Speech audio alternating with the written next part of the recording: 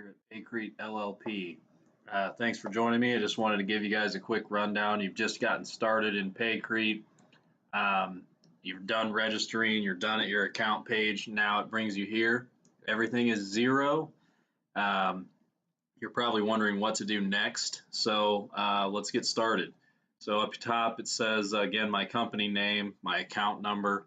Up top I can see my name here. I have the option to log out at any point in time for any of your users. Over here on the left, we have a nifty dashboard slash menu here. Anytime you click on the dashboard, it's going to bring you to this page here. So we can see number of employees in the field, how many jobs are active or ongoing and not finished. Month to date income, if you want to track that on your account, you can put the jobs value in there, so it'll keep track of your income. And then income per man hour, which is basically broke down into all of your man hours divided into your income. So it's kind of a neat statistic there to have for you as a manager or a business owner. Let's start off by adding some employees. So over here it says manage. Underneath that, the first tab here is employees. We'll click on that and it says view roster. So that's what we're going to want to do. We'll go to view roster. Here again, this is the employee roster page. So right here we have a search bar. After you get all your employees in here, say you have a lot of employees, you can search for an employee right here.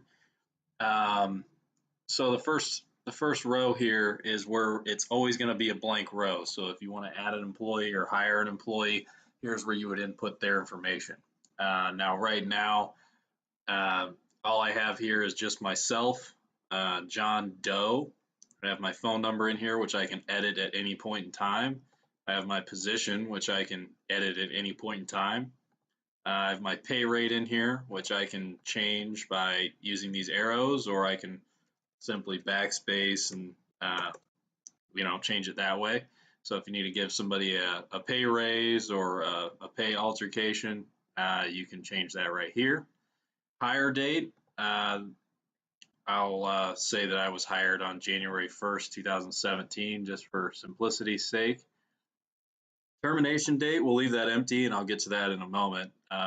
If you wanted to terminate somebody, you simply give them a termination date, and it marks them as unemployed with your company. Manager, we'll explain more about this soon, but any type of manager that you want to enter in the system, you'll want them to manage themselves. So John Doe, here I am. I'm going to manage myself, John Doe. We have a salary button here. So if your employee is a salary employee, simply change their pay rate to whatever you would pay them in a pay period, and simply leave this box checked as salary. If you want an employee to be an administrator, which gives them limited access to the dashboard and the employee page, payroll, they can do payroll, but they don't see anybody's pay. They can enter tasks, job types, and expenses, and they can also run reports. So if you'd like to make somebody an administrator, you simply check that box. If you'd like to take them off of administrative duties, you can simply uncheck the box. So we'll leave both of those checked. We'll say that I'm a salaried person, and we'll get all that updated. And to update that, you would simply go all the way to the right and click update. So we update that there. Now let's try to add a new employee. Let's say last name Sparks, first name Rick. We'll put his phone number in here. Again, no dashes. And let's say his position is a finisher. And we'll put his pay rate in here as $15.50. We'll say that we hired Rick today, and he has no termination date as of yet.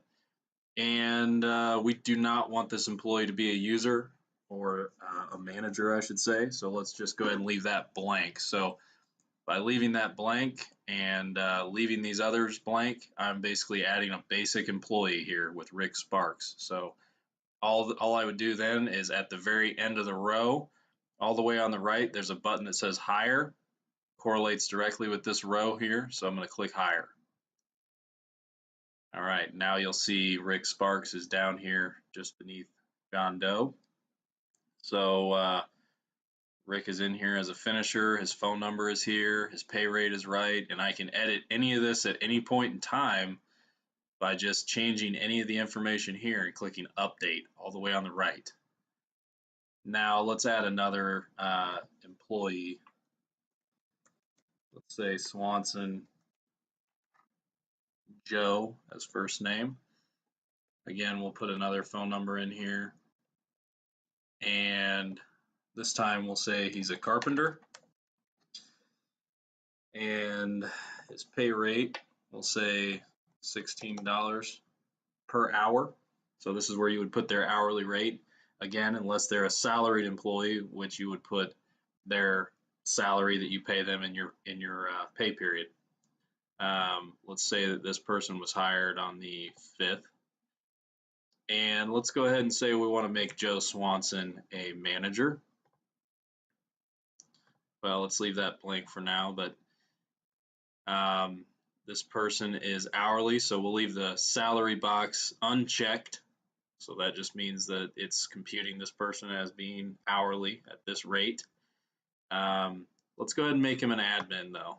And again, an admin can see, multiple things here within your company. They cannot see other employees' pay, but they can run reports and they can add jobs.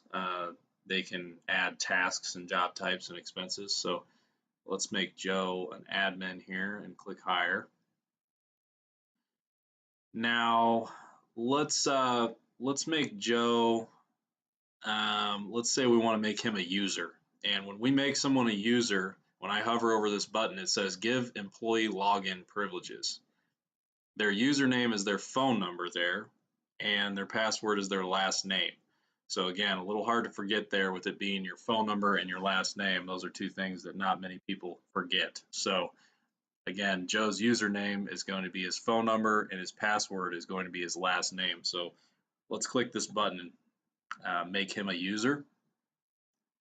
So now what it shows is remove user. So at any point in time, if I want to make Joe, if I want to terminate him and take away his privileges to get on PayCrete, I can simply remove user and be done that way. Or if you just want an employee not to be able to log in anymore, you can just remove user that way. So we've made Joe an admin. So let's go ahead and make Joe a manager of himself. And the reason that is so he can quickly see his own name at the top of the time clock. Anyone else that we assign to Joe will also come up under Joe's hot list on his timesheet. So when Joe logs in, he'll be able to see any employees that we mark Joe as their manager. He will be able to see them in a short list, very easy to clock in and out for other people. So let's make Joe, again, a manager of himself. Let's click update here. And let's go ahead and give Rick, let's say Rick works on Joe's crew. Let's make Joe Rick's manager also. So we have Joe Swanson here, and let's click update. So right here we've done a few things. Just to recap, my name was already in here. I just signed up my company, and I've put in my salary. I'm a salaried person. I am an administrator. All that information looks correct. If I wanted to change any of that, I could simply change it and then click update. So each time you change anything about anyone, just scroll over to the right and click update. You can do this from your phone or your iPad as well. So right now, to recap, Rick is just an employee. He's a finisher at this rate, and he is working on Joe Swanson's crew. So we've selected Joe as his manager. And again, let's just click update here, and you can see that that is updated. So yeah, just play around with it. Anything you do on here can be edited or reversed. So don't think anything is so permanent that it's going to ruin things or break the system. Again, you can just add all your employees in here and then do these salary and admin settings after that if you so choose. but it's rather simple. So thanks for joining.